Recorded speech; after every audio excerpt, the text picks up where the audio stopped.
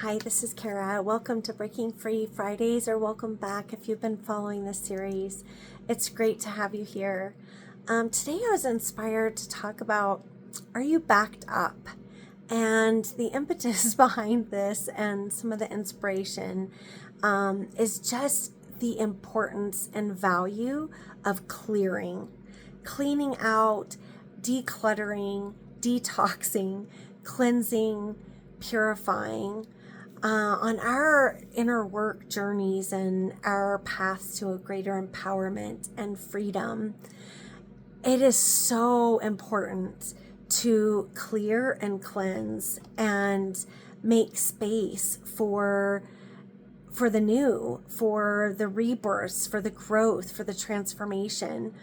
And one of the things that sometimes gets overlooked in that process is really the deep needs of our body. Our body gets an onslaught of exposure to various toxins and things that really clog it up and create imbalances in the system.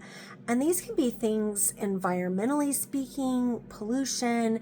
They can be chemicals in products that we use, stuff that we put on our skin, the foods that we eat. It's shocking when you start to really look at the ingredients that are in the food that we eat.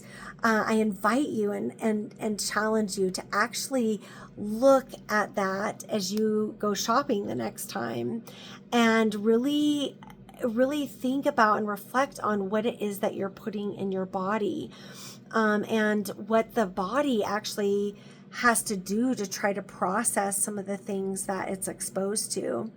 It needs our help to clear out and to cleanse, so that it can work optimally and be the magical temple that it is for us. Our bodies have a miraculous capacity to heal. They're designed to heal. It's just they have to be given the right conditions to be able to do that effectively. And so some of the things that you can start looking at are, aside from the foods, are things that like your lotions and shampoos and conditioners, shaving creams, any of those kinds of things. Even though the water that you drink, if you're filtering it, or somehow it's you're getting purified water, because you'll be surprised at what's actually in tap water that doesn't get completely filled out. In fact, I've noticed in the last few months, it's really strange, but when I turn on the sink water to use for like washing dishes or whatnot, there's a chlorine smell that I notice, and it's just been in recent times where that seems to be happening more prevalently. I'd be curious if you're noticing that too, in your own water that comes out of the faucet. But going back to the lifestyle side of things, that's where we get into areas of chronic and ongoing stress and how we're actually managing stress. And so, what are your patterns of thinking and beliefs? What are your emotional patterns that you tend to land in, like your emotional set point? Because over time, those actually create havoc in our systems as well. So, if you're experiencing chronic kinds of symptoms of any kind, that can be an indicator that your body is messaging out to you, crying out to you, asking for help, and wanting you to understand what it's communicating. And so it leaves us clues. And you can do practices that actually connect you closer to that, where you get more in tune with what your body is trying to communicate with you, where you can actually, get the insights, whether it's from journaling or just getting really still and quiet, breathing deeply, and asking your body, you know, what is this pain trying to tell me?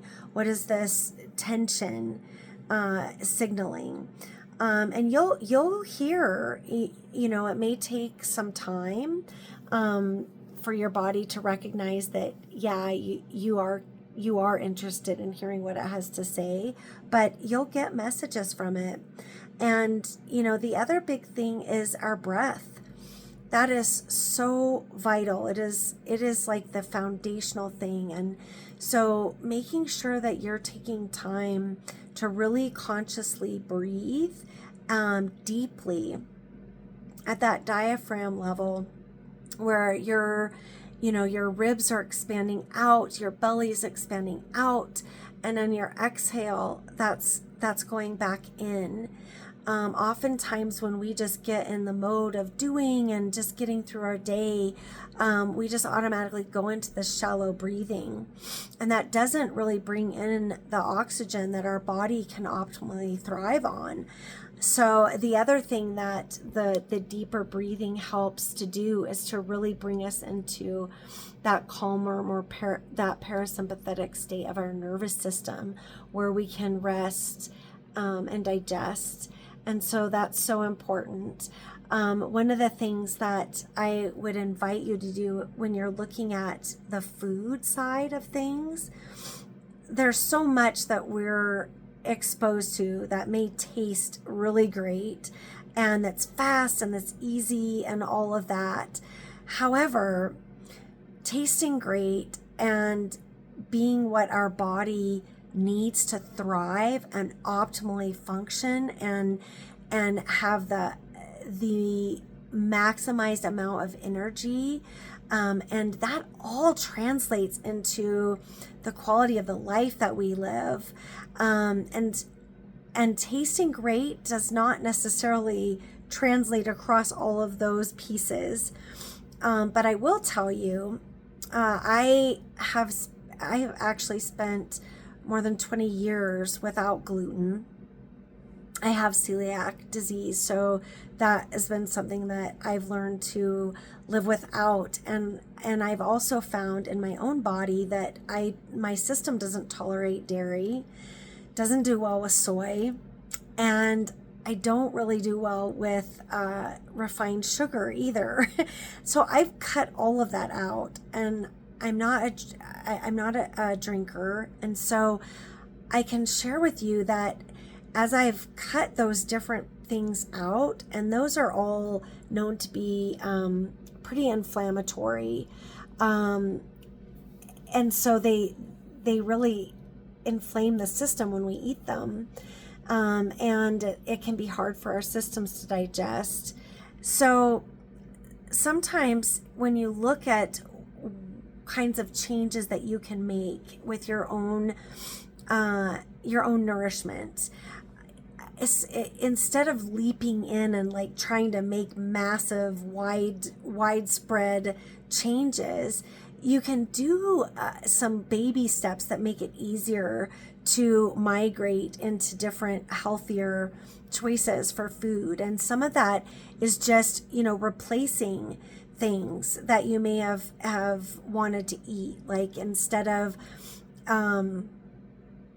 for example, instead of a milk chocolate bar, getting something that is high in dark chocolate. So it's more like a 70% instead of, the chocolate being, 20 or 30%.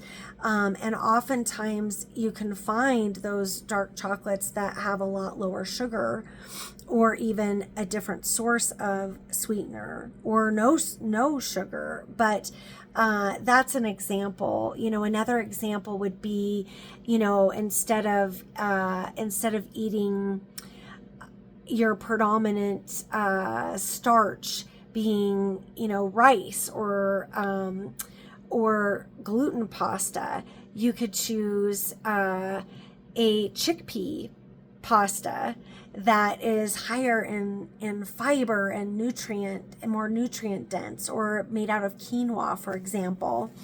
So those are just some little hacks that you can do, but I'd love to hear your thoughts and what you found in your own life. You know, where you've seen when you've cleansed or detoxed or decluttered, however you want to refer to it, because we can do this in so many areas of our life. And when we let go, we create space for something beautiful to come in. So let me know in the comments, share, and if you found this video helpful, please share with your friends and family, and subscribe, send a like, and I will see you next week. I hope you have a great week. Here's to a next level of empowerment and breaking free, and here's to greater levels of health and well-being and vitality as you find those areas in your own world where you can up level and really experience that increased energy by cleansing and letting go and clearing. So bye for now, and thanks for watching. I'll see you soon.